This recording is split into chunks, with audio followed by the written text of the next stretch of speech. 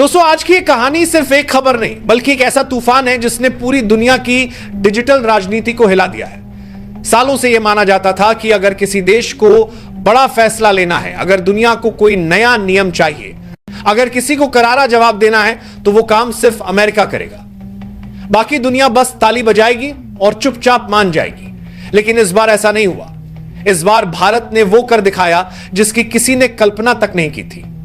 America के राष्ट्रपति Donald Trump ने मंच से पूरी दुनिया को यह संदेश दिया कि भारतीय अब उनके लिए खतरा हैं और गूगल, माइक्रोसॉफ्ट और एप्पल जैसी कंपनियों को भारतीयों को नौकरी देना बंद कर देना चाहिए। सोचिए, यह सिर्फ एक बयान नहीं बल्कि एक ऐसा ताना था जो सीधे हमारे आत्मसम्मान पर वार कर रहा था।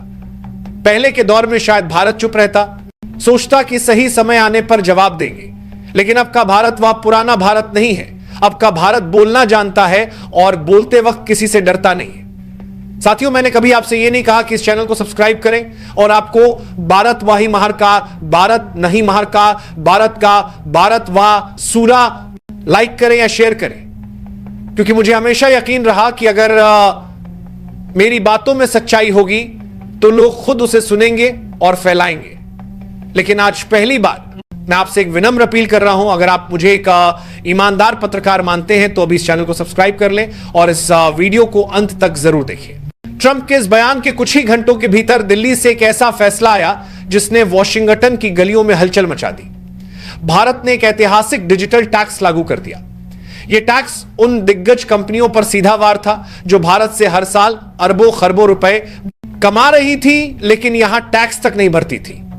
गूगल, अमेजन, एप्पल और मेटा यानी फेसबुक और इंस्टाग्राम जैसी कंपनियां भारतीयों से पैसा कमा रही थी लेकिन टैक्स के नाम पर देश को लगभग कुछ भी नहीं मिल रहा था। सोचिए जरा, गूगल भारत से हर साल लगभग 400 करोड़ का मुनाफा कमा रहा था। अमेजन का कारोबार 35,000 करोड़ से भी ज्यादा था। एप्पल का मुनाफा 1,000 करोड़ से पार था और मेटा का आंकड़ा 1500 करोड़ तक पहुंच गया था। इतना पैसा हमारी जमीन से निकलकर बाहर जा रहा था और बदले में हमें सिर्फ आप एक बड़ा बाजार है का टैग मिल रहा था। भारत ने साफ कह दिया कि अब यह खेल नहीं चलेगा। साल 2020 में सरकार ने इक्वलाइजेशन लेवी लागू की और नियम यह बनाया कि अगर कोई कंपनी भारत के लोगों से कमाई करती है तो उसे भारत को टैक्स भी देना पड़ेगा, चाहे उसका ऑफिस भारत में हो या निकाल में हो, चाहे वह सिर्फ ऑनलाइन काम करती हो या ऑफलाइन।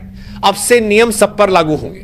डिजिटल विज्ञापन पर 6% टैक्स और ऑनलाइन प्रोडक्ट व सर्विस बेचने वाली विदेशी कंपनियों पर 2% टैक्स लगाया गया।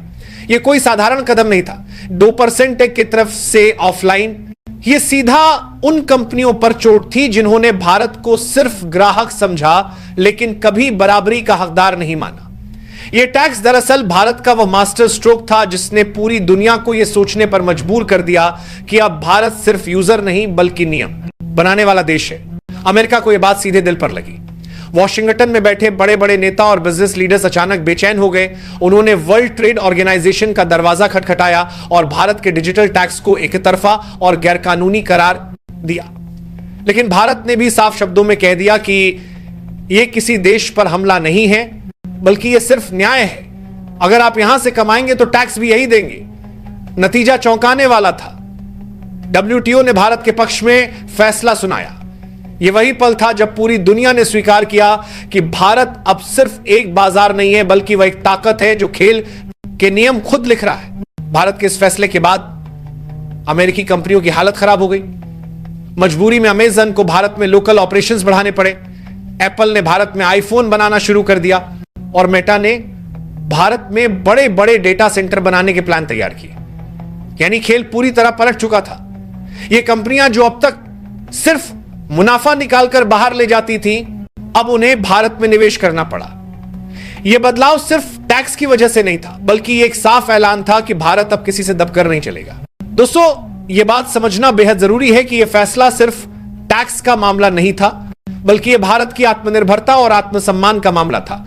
ट्रंप ने सोचा कि अगर भारत टैक्स में सख्ती करेगा तो हम भारतीयों की नौकरियों पर हमला करेंगे, लेकिन भारत ने दबाव में आने से साफ इनकार कर दिया।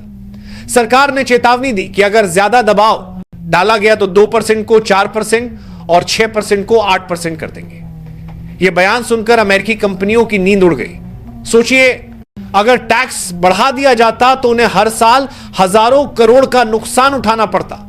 यह सिर्फ पैसों की लड़ाई नहीं थी, यह उस संदेश की लड़ाई थी जो भारत देना चाहता था कि अब हमारी जमीन पर खेल के नियम हम लिखेंगे। इस डिजिटल टैक्स का असर सिर्फ कंपनियों पर नहीं पड़ा, बल्कि बाकी दुनिया भी इससे प्रभावित हुई।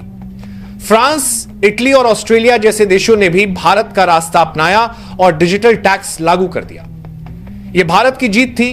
यह भारत की वो मिसाइल थी जिसने बाकी देशों को भी अपने हक के लिए खड़ा होने की हिम्मत दी।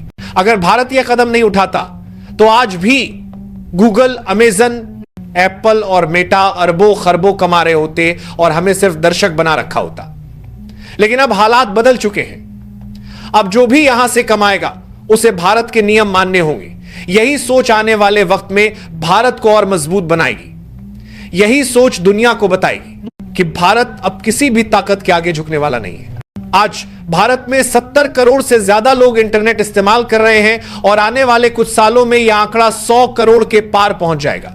यह बाजार किसी सोने की खान से कम नहीं है और इस खान के नियम अब भारत खुद तय कर रहा है। यही वजह है कि सी ब्रेक से सोने के लिए मांगली कुछ साल करोड़ से ज्यादा लोग 70 करोड़ से ज्यादा लोग कर रहे हैं। कंपनियों को मजबूरी में भारत में निवेश करना पड़ रहा है, चाहे वो एप्पल के फैक्ट्री हो, अमेजन का लोकल ऑपरेशन हो या मेटा के डेटा सेंटर। यह सब भारत की नई ताकत का सबूत है।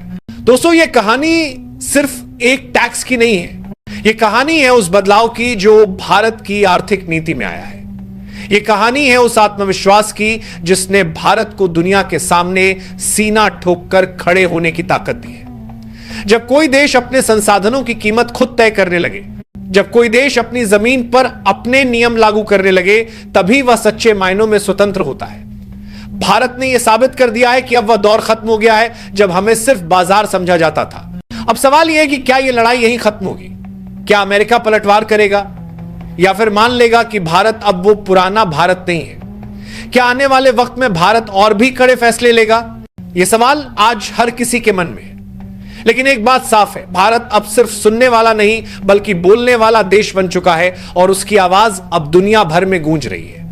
दोस्तों, अगर इस पूरी कहानी को एक लाइन में समेटना हो तो यही कहा जाएगा कि भारत ने दुनिया को बता दिया है कि अब हम सिर्फ बाजार नहीं बल्कि बाजीगर हैं। सालों तक विदेशी कंपनियां हमारी जमीन से अरबों खरबों का मुनाफा कमाती रहीं, हमारे टैलेंट का इस्तेमाल करके टेक्नोलॉजी की इमारतें खड़ी करती रहीं, लेकिन बदले में हमें कुछ भी नहीं देती थी।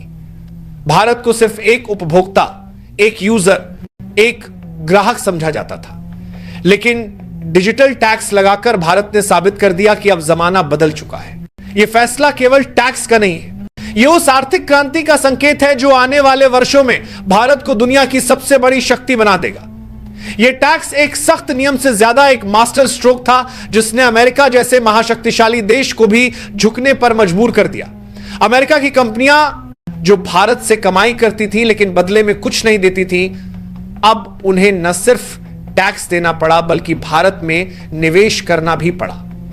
यही वजह है कि एप्पल को भारत में आईफोन बनाने पड़े, अमेजन को लोकल ऑपरेशंस बढ़ाने पड़े और मेटा को यहां डेटा सेंटर बनाने के प्लान तैयार करने पड़े। दोस्तों, यह जीत सिर्फ भारत की नहीं बल्कि हर उस देश की जीत है जो अपने हक के लिए खड़ा होने की हिम्मत रखता है। भारत ने दुनिया को रास्ता दिखाया और फ्रांस, इटली और ऑस्ट्रेलिया जैसे देशों ने भी डिजिटल टैक्स लागू किया। यानी भारत अब सिर्फ एक देश नहीं बल्कि एक लीडर बन चुका है जो दुनिया को दिशा दिखा रहा है।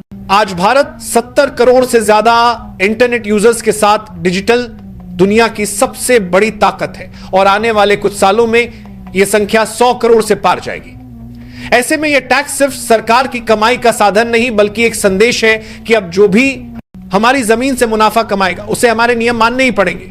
दोस्तों, यह कहानी हमें यह सिखाती है कि जब कोई देश अपने आत्मसम्मान और आत्मनिर्भरता के लिए खड़ा होता है तो पूरी दुनिया उसकी ताकत को मानने के लिए मजबूर हो जाती है। भारत ने ट्रंप के बयान का जवाब भाषण से नहीं बल्कि एक फैसले से दिया और यही वो नया भारत है जो अब किसी से दबकर नहीं बल्कि डटकर खेलता है। तो निष्कर्ष साफ है, यह सिर्फ डिजिटल टैक्स नहीं बल्कि भारत का डिजिटल क्रांति का बिगुल है। यह उस सोच का ऐलान है जो कहती है अब खेल बराबरी का होगा, अब नियम भारत लिखेगा और अब किसी भी महाशक्ति को भारत की आवाज़ को नजरअंदाज करने की हिम्मत नहीं होगी।